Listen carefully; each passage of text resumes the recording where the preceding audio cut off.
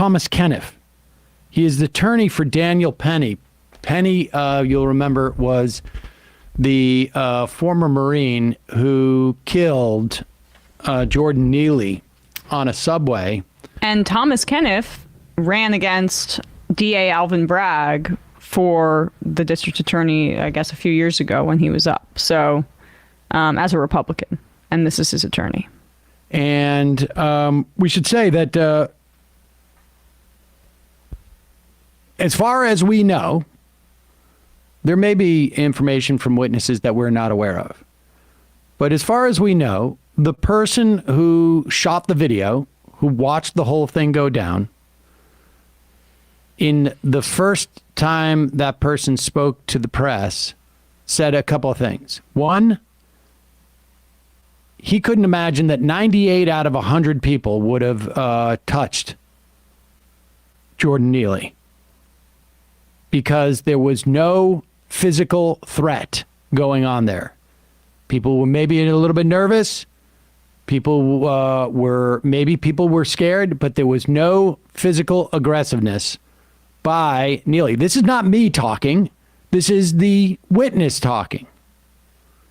The witness also said, again, 98%, no reason to touch Neely. As he cried, "I need food. I'm hungry." I'm paraphrasing, but like he said, "I don't care if I go to jail." But And that was with regards to what he said earlier about I'm desperate. I'm desperate. And Need an intervention. sickos are saying that that's in some way violent. Right. I mean, these are the same people who say that words can't even be violent. Yeah. But nevertheless, words can be violent. But they aren't necessarily threatening your life. I mean, they can be. But saying I am hungry, I need food, I need a shelter, I don't care if I go to jail, particularly if you're looking for food and shelter. But that's what he was saying. So let's just understand that context. I don't think personally, I mean, and usually when this stuff goes to trial, basically it goes to trial. And that's what should happen. Personally, I don't think the guy is a murderer. I think he's guilty of manslaughter. And I think his attorney more or less describes that. He stands by, all the actions he took that afternoon. Obviously, regrets that this tragic ending. As anyone would regret the loss of human life. Yeah. But that's not something he intended. It's not something he caused. Pause it. But it's not something he caused. The coroner's report. The autopsy literally proves that that's what he caused. I mean, we saw it on video. The autopsy says that. The coroner's report says that. No, he caused it. This is what's sort of like bizarre about what this lawyer is doing, because the argument he's making is that he's not legally responsible for killing Neely. Yeah. He killed Neely. Period. There's no debate about that. That's just a fact. He killed Neely as sure as he was on that subway. The argument for the lawyer is that there's some extenuating circumstance that makes him not culpable for any legal responsibility for killing Neely. And just because he didn't intend it doesn't mean he doesn't have any legal responsibility. If you are performing a deadly chokehold on someone, probably been trained to do that in the Marines. You know why you were trained to do it. There's a reason why it's outlawed now for police officers. It doesn't take that long to kill someone in a chokehold. We know that it took 9 seconds to kill Eric Garner, and he was put in a chokehold nearly for multiple minutes. Also, intent doesn't really work like that either. It's not so you can be charged with manslaughter in a car, for instance, even though you didn't intend to Well, that's my point. Yeah, that's why I would guess it's manslaughter. But again, this is up to, and I think that's what they've charged him with. Right. Continue. As anyone would regret the loss of human life, but that's not something he intended. It's not something he caused. So we thought that it was appropriate to have that message out. Right. Here, go, let's play this other clip. So here he is. He's stating his case. I mean, he's doing what a lawyer is supposed to do. Although it's like, who are you kidding? Here is Jesse Waters and Tulsi Gabbard, talking about this same event here. You think he'll ever get his reputation back? I absolutely do, because he's speaking very clearly about what's in his heart. And I think there's a lot of people out there who can relate to him in the same way that I do, that we're part of a generation of people who saw the attacks on 9/11 and were inspired to step up and commit to serve and protect. And for those like Penny who have this protector mindset, it's not something you just toss aside maybe when you take the uniform off. It's something that's a part of who you are. So of course, if he sees somebody who is, in danger or senses that there's a threat, he's going to put Pause it. himself Let's out just say there. a couple of things here. First of all, I maybe I don't know enough Marine lore, but where does the Marines? Where is it that the Marines are there to serve and to protect? Yeah. No, they're there. Marines are to kill. Yeah. That's what they're trained to do. They would other even tell people. you that themselves. And Daniel Penny's 24 years old, so he saw 9/11, at age 3-year-old. 3 or 4? I can't do math in my head.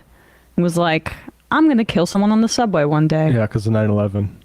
And again, let's just go back. They're lying. They have to lie and say that there was a threat, because that's what his defense is going And to be. she had to she even correct herself because she said someone in trouble, and she realized, oh, that's actually not present in this case. So I just have to say a threat. The person who was in trouble was the person starving, crying out for help, who was then killed by Daniel Penny. He was a killer, not a protector If there. an unarmed man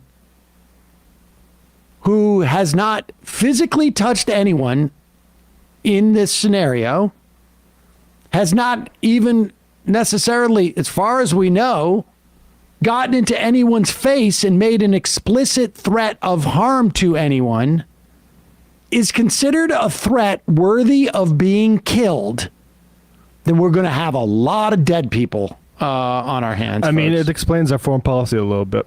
Well, that is consistent there. The racism of some of our imperialism that came from 9/11 and the racism that happened here, which is like part of it. I mean, the Fox News, if the role was reversed and this was a black good Samaritan choking out a white guy who was in emotional distress on the train, and I'm just going to take the homeless element out of the equation just for a second, but they would be outraged all over Fox News. They would not be having this kind of Kyle Rittenhouse 2.0 narrative go on. Right.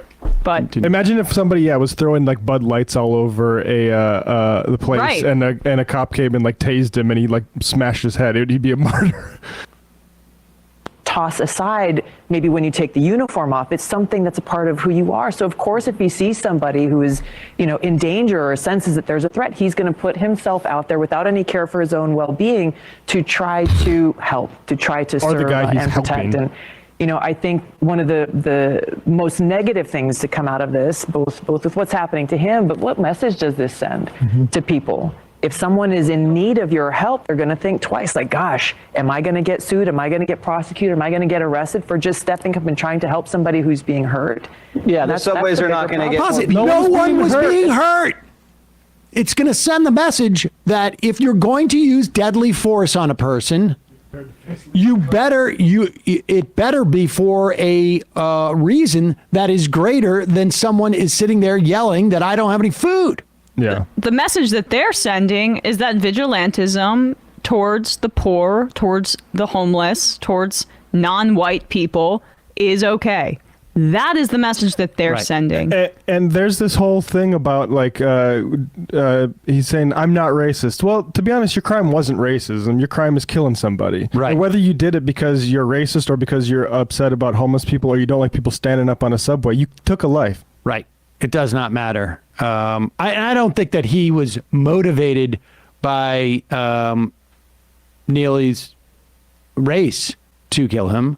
I think that maybe it on the margins. Well, I don't think he was motivated by it, but I think that he was his calculation that Neely was a threat. He wasn't too motivated by it. Was enhanced or enabled by an ignorance. Right. The National Police Association, which helped raise money for Penny's defense fund, has been calling him a good Samaritan, as other outlets have been calling him, and there Tulsi Gabbard calls him a protector. I mean, like, just see how the right inverts these kinds of words. The good Samaritan's the guy that kills somebody, kills a homeless person. He's the protector. The killer is the protector. Like, I mean... That's the way they're going to solve homelessness. But that's how twisted is that? And I mean, in one way, it kind of circles back to her saying that this is a part of his identity as a Marine. Like, in the United States, our brute military force, we've said that we're spreading democracy and goodness for decades at this point. And we're protecting the globe as we're on a murderous rampage. Yeah, the point you're making, Tulsi, is not really a good one. I mean, for you. Yeah, right.